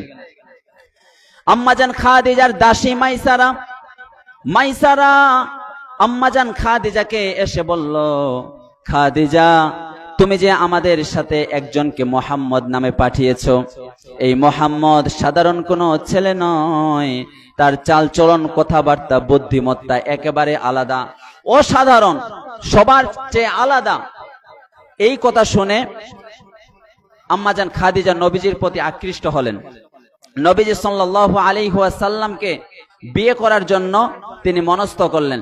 আম্মাজান খাদিজা ছিল সম্ভ্রান্ত পরিবারের মহিয়সী নারী। লাকাদ কানাত সাঈদাতু আমালিন কাবীরা, অনেক বড় বিজনেস উইমেন ছিলেন। আম্মাজান খাদিজা রাদিয়াল্লাহু আনহা নবীজি সাল্লাল্লাহু আলাইহি ওয়াসাল্লামের প্রতি আসক্ত হলেন, তার চাচাদের কাছে বিয়ের প্রস্তাব দিলেন। তখন আম্মাজান খাদিজার বয়স হলো 40 বছর। কথা বলেন কত বছর? আম্মাজান খাদিজার বয়স 40 বছর, আর নবীজি সাল্লাল্লাহু আলাইহি ওয়াসাল্লামের বয়স হলো 25 বছর। তখন ফ্যামিলিগতভাবে, পরিবারগতভাবে নবীজি সাল্লাল্লাহু আলাইহি ওয়াসাল্লামের প্রথম বিয়েটা আম্মাজান খাদিজার সাথে সম্পন্ন হলো। পড়েন আলহামদুলিল্লাহ। মোহর ছিল ওয়াকানাল মোহরু 20 মিনাল ইবিল। নবীজি সাল্লাল্লাহু আলাইহি ওয়াসাল্লামের প্রথম বিয়ে আম্মাজান খাদিজার সাথে মোহর ছিল 20টি উট। কয়টি উট? মানে লক্ষ লক্ষ টাকা, কোটি টাকা মোহর ছিল। এটা নবীর জন্য বিশেষ।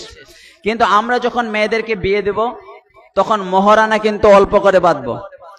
মোহরানা সর্বনিম্ন হলো 2000 টাকা। কত? 2000, 10 দিরহাম মানে 2000 টাকা। 3000 টাকা হয়ে গেলে কিন্তু মোহরানা হয়ে যাবে। কিন্তু এই যে মাঝে মাঝে আমি বিয়ে পড়াতে যাই না, খুতবা দিতে যাই না, দেখি 5 লক্ষ টাকা মোহরানা, 4 লক্ষ, 3 লক্ষ টাকা মোহরানা। এই মোহরানাটাকে আমরা সহজ করব। তো মোহরানা কেন বেশি করে বাঁধে? যদি আবার তালাক দিয়ে দেয় তখন টাকাটা পাবে। এই যে একটা কাবিন ব্যবসা হয়ে গেছে। এজন্য বিয়ে দেওয়ার সময় আপনারা ভালো ছেলে দেখবেন, ভালো মেয়ে দেখবেন। শুধু সুন্দর মেয়ে দেখলে হবে না, ভালো আদর্শ মেয়ে দেখতে হবে। তাহলে নবীজি সাল্লাল্লাহু আলাইহি ওয়াসাল্লামের বয়স যখন 25 বছর, নবীজি প্রথম বিয়ে করলেন। আলহামদুলিল্লাহ পড়েন। তাহলে ছেলেদের বিয়ের বয়স হলো কত বছর? 25 বছর। কিন্তু একজনের বয়স 30 বছর, 32, 33 বছর, বিয়ে টিয়ে করে না, কাজও করে না, চাকরিও করে না। এভাবে খেলাধুলা করলে আর মোবাইলে সময় দিলে কখনো সাকসেসফুল হওয়া যাবে না। এজন্য অল্প বয়সে বিয়ে করবে, অল্প বয়সে বিয়ে করতে হবে। 25-এ বিয়ে, 26-এ বাবা, মেয়ের বাবা, 40-এ মেয়েকে বিয়ে দিলে 41-এ না। এরপরে তার আবার বাচ্চা হলে 60 বছর, 70 বছর আপনার হায়াতে আপনি দাদার দাদা হয়ে গেলেন, মানে মহাদাদা। এজন্য অল্প বয়সে বিয়ে দিতে হবে। মেয়েদের বিয়ের বয়স হলো 16 থেকে 20-22, 16 থেকে 20, এটাই হলো মেয়েদের ভালো বয়স একটা। আবার ছেলেদের 25, 24, 25, 26-এর ভিতরে বিয়ে দিয়ে দিবেন, তাহলে বরকত দিবেন কে? আল্লাহ রাব্বুল আলামিন বলেন 18 পারা 13 নম্বর পৃষ্ঠার 1 নম্বর লাইনে আছে, সূরা নূরের 32 নম্বর আয়াত। আল্লাহ বলেন ওয়া আনকিহুল আয়ামা, যারা অবিবাহিত ছেলে মেয়ে আছে তাদেরকে বিয়ের পিঁড়িতে বসিয়ে দাও। কথাটা কার? আল্লাহ। ওয়া আনকিহুল আয়ামা মিনকুম, তোমাদের কাছে যারা অবিবাহিত মেয়ে ছেলে আছে তাদেরকে বিয়ের পিঁড়িতে বসিয়ে দাও, তাদের বিয়ে বন্ধনে আবদ্ধ করে দাও। শুধু তাই নয়, আপনার বাড়িতে যে কাজের মেয়ে আছে, কাজের ছেলে আছে, ওয়াসসালিহিনা মিন ইবাদিকুম ওয়া ইমাইকুম, আপনার বাড়িতে যে দাস দাসী আছে, কাজের ছেলে কাজের মেয়ে আছে, তারা যদি একটু নেককার হয়, সচ্ছল হয়, তাদেরও বিয়ে করিয়ে দেন। মানে নিজের ছেলে মেয়েটার তো বিয়ে দিবেন, আবার যে কাজের ছেলে আছে কাজের মেয়ে আছে, একটু বেতন বেড়েছে, সচ্ছল হয়েছে, তাদেরও বিয়ের ব্যবস্থা করে দেন। তো একেবারে অসচ্ছল কোন রকম চলে, আল্লাহ বলেন ইয়াকুনু ফুকারা আইগুনিহিমুল্লাহু মিন ফাদলি, তারা যদি অভাবগ্রস্ত হয় আল্লাহ এই বিয়ের মাধ্যমে অভাব দূর করে দিবেন। পড়েন সুবহানাল্লাহ। বিয়ে করলেই বরকত। আলহামদুলিল্লাহ বলেন। বিয়ে করলেই কি বরকত। বিয়ে করবেন তো চাকরির বেতন বেড়ে যাবে, চাকরি তাড়াতাড়ি হয়ে যাবে। কথা বলেন ঠিক কি ঠিক না? এজন্য বিয়ে করবেন, সামর্থ্য হলেই বিয়ে করবেন। যুবক ভাইয়েরা 25 বছর বয়সে বিয়ে করবে। একটু চাকরি অল্প বেতন তো কি হয়েছে, বিয়ে করো, বরকত দিবেন কে? আল্লাহ বলেছেন ফানকিহু মা তাবা লাকুম মিনান নিসা, পৃথিবীতে যেই মেয়েটাকে তোমার পছন্দ হয় তাকে বিয়ে করো। সামর্থ্য আছে, স্বাস্থ্যবান, শরীর স্বাস্থ্য আছে, আবার সামর্থ্য আছে, তাহলে মাসনা 2টা বিয়ে করতে পারবে। এরপরে আবার সামর্থ্য আছে, তুমি সুস্থ আছো, শারীরিক সুস্থ আছো, তাহলে সুলাসা 3য় বিয়ে করতে পারবে। যদি আরো সামর্থ্য থাকে, শরীর সুস্থ থাকে, তাহলে রুবা 4টা বিয়ে করতে পারবে। কয়টা বিয়ে? 4টা পর্যন্ত ইসলামে বিয়ে বৈধ। এরপরও শোনা যায় মন্ত্রী সাহেব কোটি কোটি টাকা, কারণ চুরি করতে করতে এত টাকা হয়েছে, এদের হাতগুলো আগে কেটে দেওয়া দরকার। কথা বলেন ঠিক কি ঠিক না? তো দেখা যায় যে বিয়ে করতে করতে কারো 5টা বউ, কারো 8টা বউ, কারো 10টা বউ, এভাবে বিয়ে করলে যত সন্তান হবে সব যারও সন্তান হবে। কথা বলেন ঠিক কি ঠিক না? এই জন্য অবৈধ সন্তান এগুলোই নাস্তিক হয়, এগুলোই জালেম হয়। অবৈধ সন্তান জালেম হয়, অবৈধ সন্তান নাস্তিক হয়। এজন্য ইসলামের 4টি বিয়ে। কয়টি বিয়ে? 4টি বিয়ে। যদি সামর্থ্য থাকে, আবার শারীরিকভাবে সুস্থতা থাকে, এই 2টা গুণ যদি পাওয়া যায়, তাহলে তার জন্য 2য় বিয়ে করা, 3য় বিয়ে করা, 4র্থ বিয়ে করা কি আছে? জায়েজ আছে। কথাটা বুঝলেন নাকি না বুঝলেন? তাহলে নবীজি সাল্লাল্লাহু আলাইহি ওয়াসাল্লামের বয়স যখন 25 বছর, নবীজি সাল্লাল্লাহু আলাইহি ওয়াসাল্লাম প্রথম বিয়ে করলেন। এরপরে নবীজি সাল্লাল্লাহু আলাইহি ওয়াসাল্লামের প্রথম স্ত্রী আম্মাজান খাদিজা যতদিন পর্যন্ত তিনি বেঁচে ছিলেন, নবীজি আর 2য় বিয়ে করেন নাই। পড়েন সুবহানাল্লাহ। নবীজি আম্মাজান খাদিজাকে এত ভালোবাসতেন, আর 2য় বিয়ে করেন নাই। নবীজি সাল্লাল্লাহু আলাইহি ওয়াসাল্লামের বয়স যখন 30 বছর, ওলিদাত জাইনাবু, তখন হযরত জাইনাব নবীজির ঘরকে উজালা করে আল্লাহ তাআলা নবীজির ঘরে প্রথম কন্যা সন্তান দান করলেন। যাদের কন্যা সন্তান আছেন পড়েন আলহামদুলিল্লাহ। যাদের কন্যা সন্তান প্রথমে হয়েছে, মানে নবীর সাথে মিলে গিয়েছে, প্রথমে কন্যা সন্তান হওয়া দানটা কার? অনেকেই মন খারাপ করে, যদি একটা ছেলে হতো, মন খারাপ। আমাকেও আল্লাহ তাআলা একটা ছেলে সন্তান দিয়েছেন, আলহামদুলিল্লাহ পড়েন। আল্লাহর ইচ্ছা, আমি মনে করেছিলাম আল্লাহ যেটা দিবেন সেটাই আলহামদুলিল্লাহ। কিন্তু অনেকেই মনে করে যদি মেয়ে হয় তাহলে মন খারাপ হয়ে যায়। না, প্রথমে মেয়ে হওয়া এটা তো আরো বেশি বরকতের ব্যাপার। নবীজি সাল্লাল্লাহু আলাইহি ওয়াসাল্লামের বয়স যখন 33 বছর, উলিদাত রুকাইয়া, তখন আল্লাহ তাআলা নবীজির ঘরে আরেকজন কন্যা সন্তান দান করলেন, হযরত রুকাইয়া। নবীজি সাল্লাল্লাহু আলাইহি ওয়াসাল্লামের বয়স যখন 34 বছর, ওলিদাত উম্মু কুলসুম, আল্লাহ তাআলা নবীজির ঘরে 3য় নাম্বার কন্যা দান করলেন, উম্মে কুলসুম। এখন কয়টা কন্যা হলো? কয়টা কন্যা হলো? 3টা হলো। মানে 3টা কন্যার নবীজি সাল্লাল্লাহু আলাইহি ওয়াসাল্লাম এখন বাবা হলেন, 3 কন্যার বাবা। অনেকেই আছে যে 3টা কন্যা হয়েছে, মানে ছেলের আশা করতে করতে খালি আবার মেয়ে হয়, 4 নম্বরে আবার মেয়ে। আমার আব্বার কিন্তু 4টা মেয়ে, মানে আমার বোন হলো 4টা, প্রথমেই তারা বড়। তো প্রথমে 3টা মেয়ে হওয়া, 4টা মেয়ে হওয়া, এটা হলো নবীজির সাথে এটা মিলে যাচ্ছে। আলহামদুলিল্লাহ পড়বেন। কথাটা বুঝলেন নাকি না বুঝলেন? নবীজি সাল্লাল্লাহু আলাইহি ওয়াসাল্লামের বয়স যখন 35 বছর, ওলিদাত ফাতিমা, তখন হযরত ফাতিমা রাদিয়াল্লাহু আনহা জন্মগ্রহণ করলেন।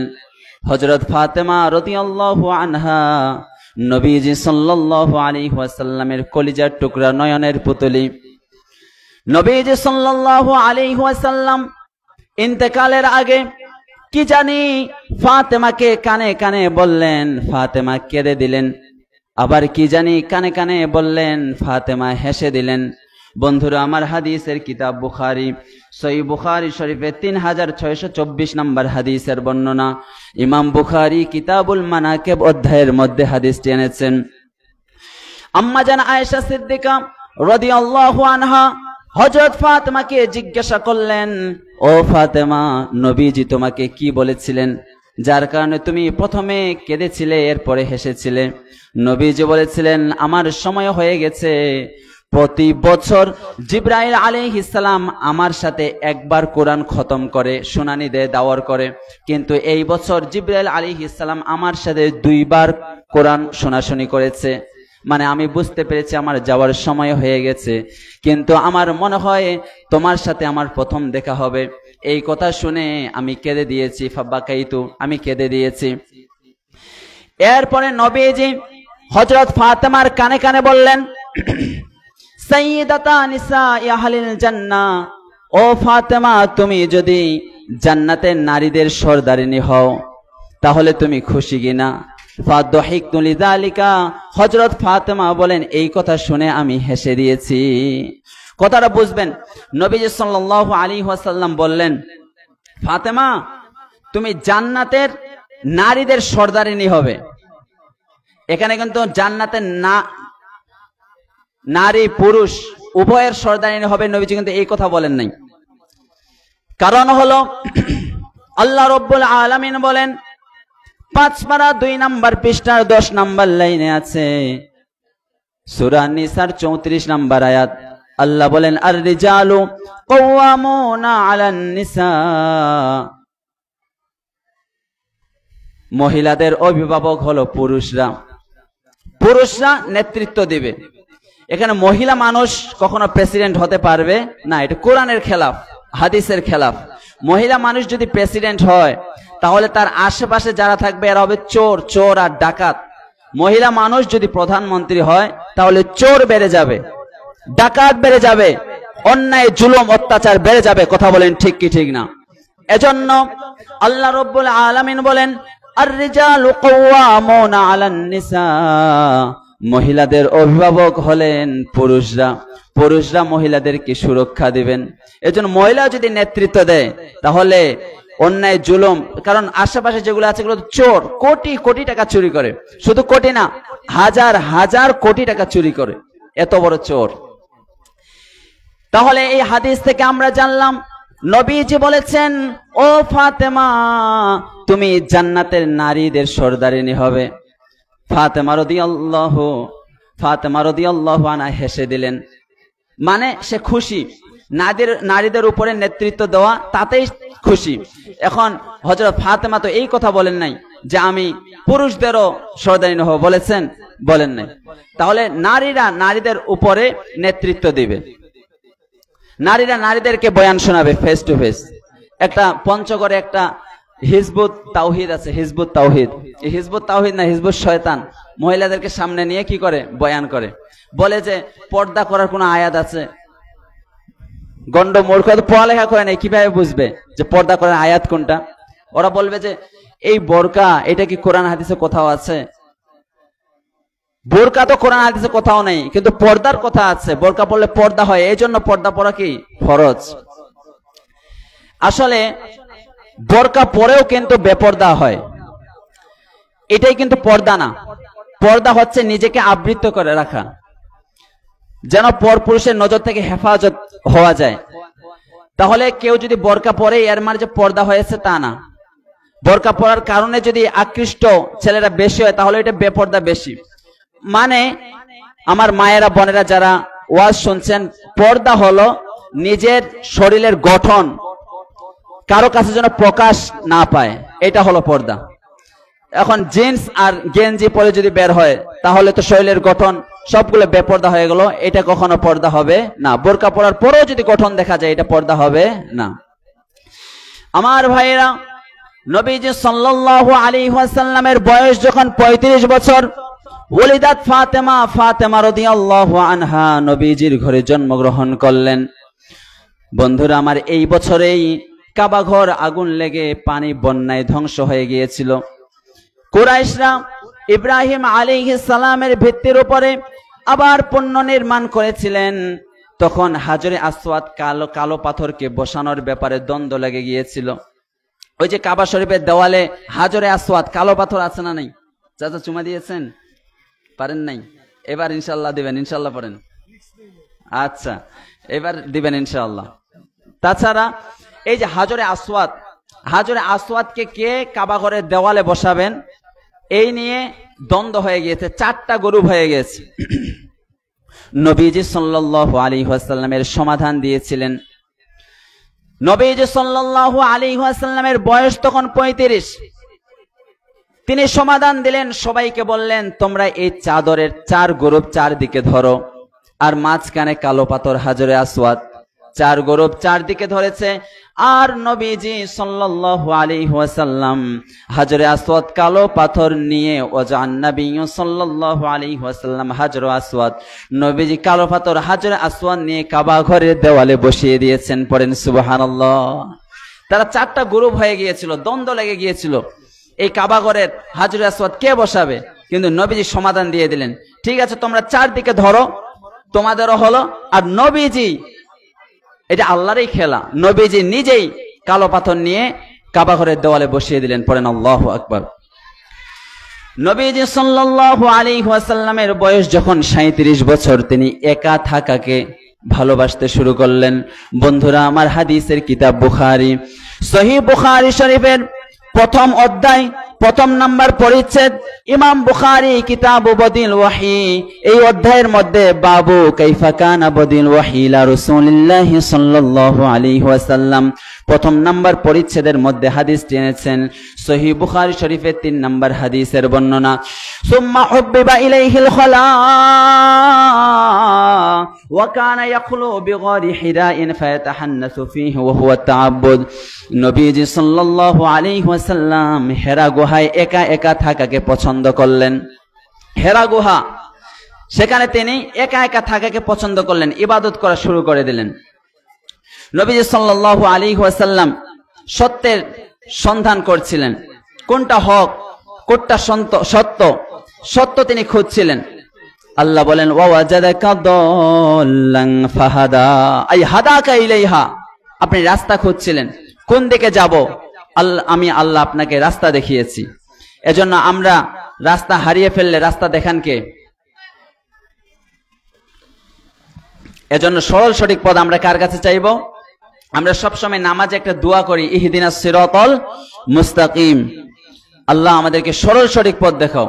আমি যদি কোনদিন পথ ভুলে যাই, হাত ছানি দিয়ে কাছে নিও, মমতার বন্ধনে আমায় বেঁধে সব ভুল ক্ষমা করে নিও। আমি যদি কোনদিন পথ ভুলে যাই, পড়েন আমিন। নবীজি সাল্লাল্লাহু আলাইহি ওয়াসাল্লাম নির্জনে থাকাকে পছন্দ করলেন। সরল সঠিক পথ কোনটা, সত্যের পথ, এটা তিনি সন্ধান করতে লাগলেন। নবীজি আমাদের জন্য হচ্ছেন আদর্শ। নবীজি অফিসিয়ালি যদিও 40 বছরের পরে নবুয়ত প্রাপ্ত হয়েছেন, কিন্তু নবীজির আগের চরিত্রটাও আমাদের জন্য হলো উত্তম আদর্শ। আল্লাহ রাব্বুল আলামিন বলেন 21 পারা 19 নাম্বার পৃষ্ঠার 12 নাম্বার লাইনে আছে, সূরাতুল আহজাবের 21 নাম্বার আয়াত, আল্লাহ বলেন লাকাদ কানা লাকুম ফি রাসূলিল্লাহি উসওয়াতুন হাসানা। আল্লাহ বলেন তোমাদের রাসূলের মধ্যে তোমাদের জন্য রয়েছে উত্তম আদর্শ। নবীজি যদিও 40 বছরে নবী হয়েছেন, নবুয়ত প্রাপ্ত হয়েছেন, কিন্তু 1 থেকে 40 বছরের জীবনটাও আমাদের জন্য অনুপম আদর্শ। কথা বলেন ঠিক কি ঠিক না? সম্মানিত উপস্থিতি, নবীজি সাল্লাল্লাহু আলাইহি ওয়াসাল্লাম হেরা গুহায় একা একা ইবাদত করা শুরু করে দিলেন। এখন প্রশ্ন হলো, নবীজি সাল্লাল্লাহু আলাইহি ওয়াসাল্লাম তখন ইবাদত করতেন কোন ধর্মের অনুসারী ছিলেন? প্রথম কথা হলো, নবীজি সাল্লাল্লাহু আলাইহি ওয়াসাল্লাম কখনো মূর্তিকে টাচ করেন নাই। একটা হচ্ছে মূর্তি, আরেকটা হচ্ছে ভাস্কর্য, আইডল অ্যান্ড কার্ভিংস, মূর্তি আর ভাস্কর্য। মূর্তি বানানো হারাম, এটা শিরিক, যারা কাফের এরা মূর্তি বানিয়ে পূজা করে। আরেকটা হচ্ছে ভাস্কর্য, খোদাই করা ভাস্কর্য, যে ভাইজান বসে আছে দেখে দেখে আরেকটা ভাস্কর্য বানানো, এটা হচ্ছে হারাম। এই ভাস্কর্য বানানো যাবে? আলেমরা যখন বলে ভাস্কর্য বানানো যাবে না, কারো মূর্তি বানানো যাবে না, তখন আলেমদেরকে জেল জরিমানা দেয়, আছে না নাই?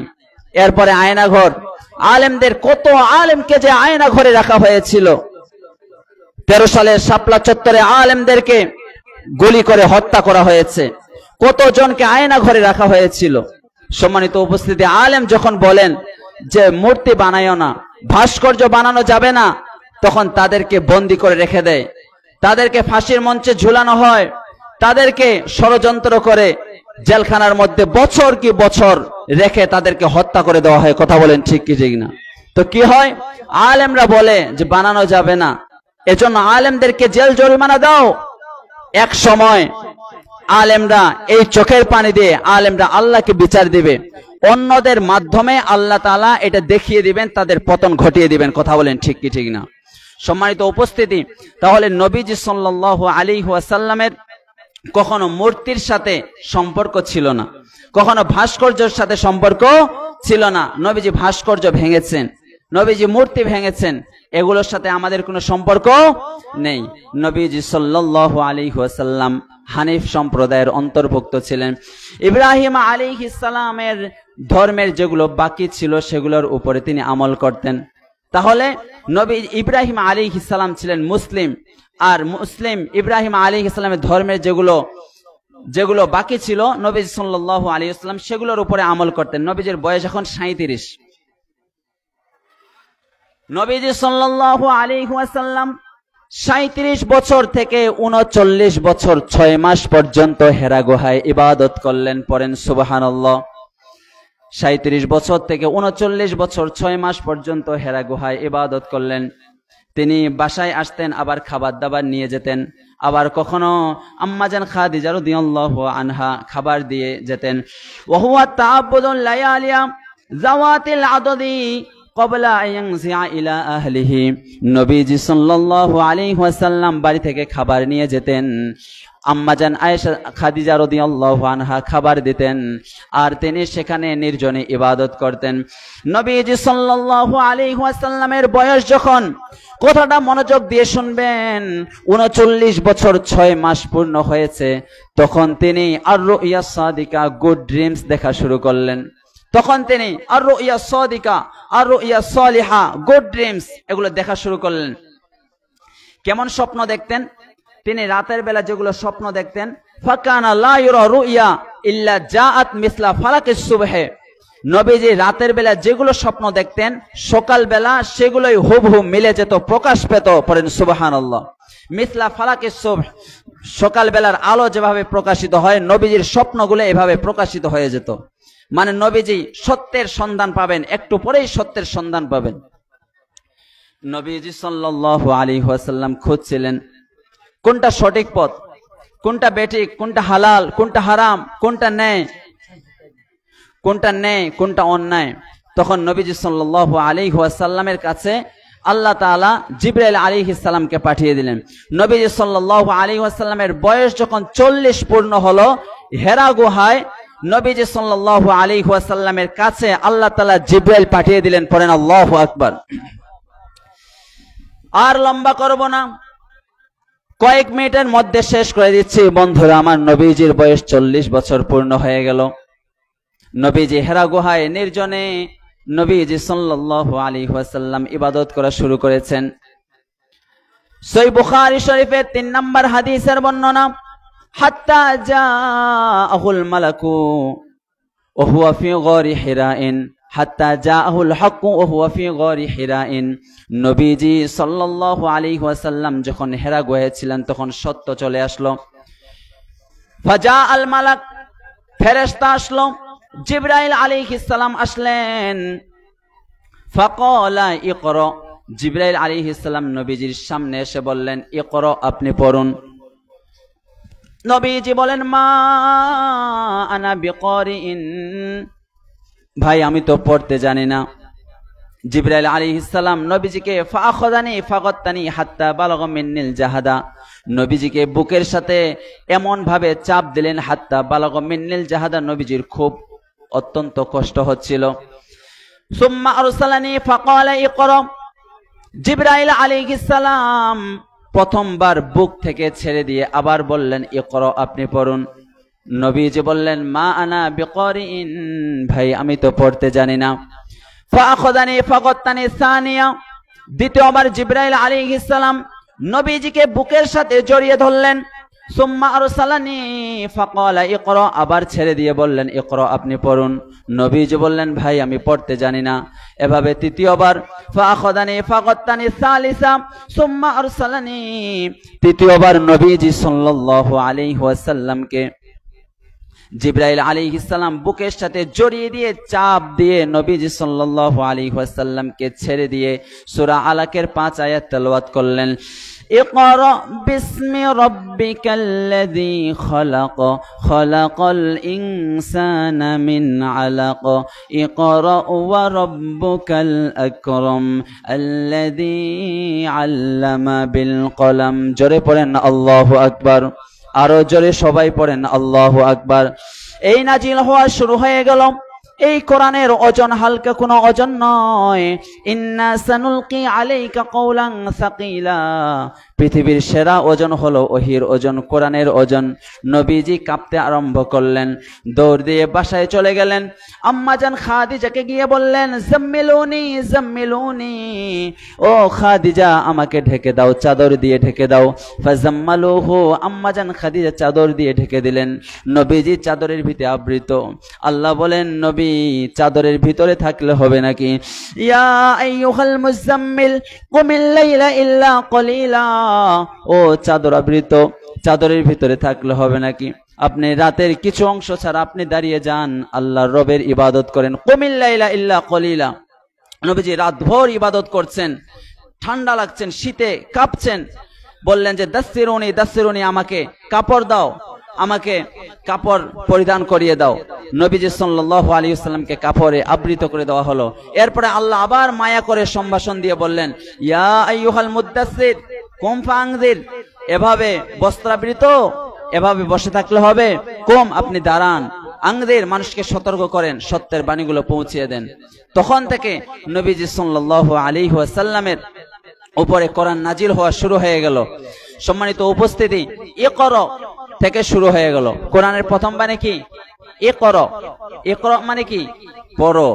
ইকরা বিসমি রাব্বিকাল্লাযী খলাক, আল্লাযী খলাক, পাস্ট টেন্স, অতীতকালীন ক্রিয়া।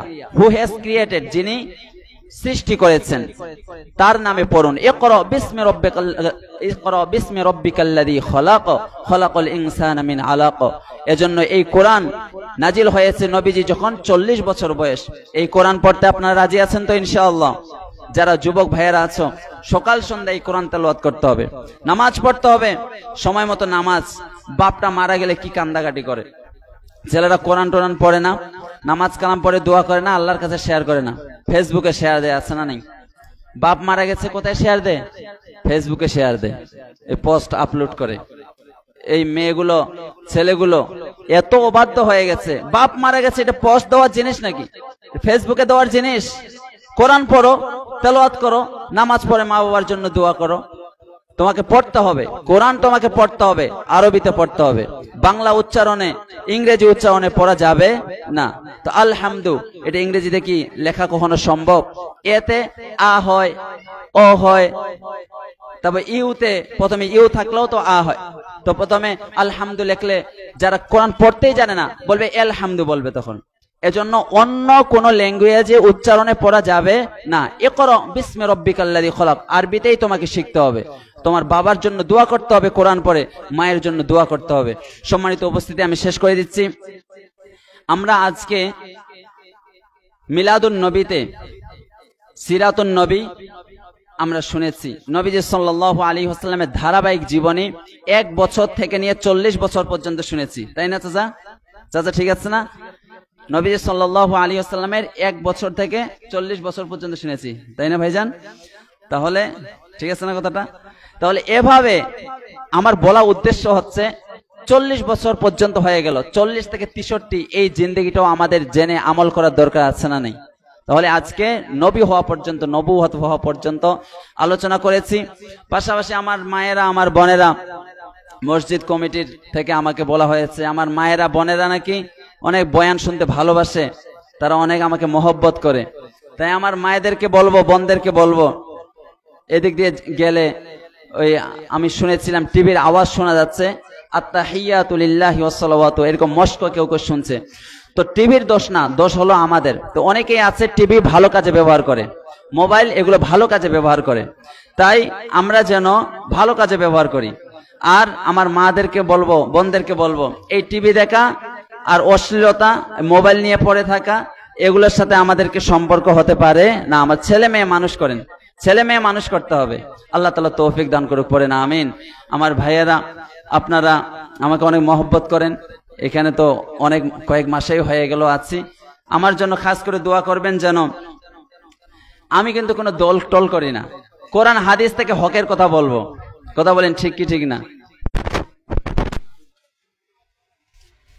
শেষ করে দিছি তো না, শেষ করে দিছি গজল থেকে গজল গাও। ওকে, না শেষ করে দিছি গজল গাও। উপস্থিতি, আমি যেহেতু শেষ করে দিয়েছি, আবার কিভাবে শুরু করব?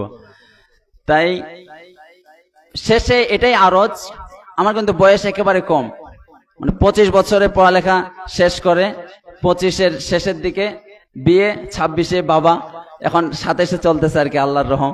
তো আপনাদের এখানে আছে একেবারে বয়স অল্প, মানে মাত্র পড়ালেখা শেষ করে খেদমত বা চাকরিতে আমি জয়েন করেছি। আপনাদের সকলের কাছে দোয়া, বিশেষ করে আমার মায়েদের কাছে, বোনদের কাছেও দোয়া চাই, যেন এভাবে হকের কথা বলে যেন দিন ইসলামের খেদমত করে যেতে পারি। সকলের কাছে দোয়া চাই, আল্লাহ কবুল করুক, পড়েন আমিন। ওয়া আখিরু দাওয়ানা আনিল হামদুলিল্লাহি রাব্বিল আলামিন। আসসালামু আলাইকুম ওয়া রাহমাতুল্লাহি ওয়া বারাকাতুহু।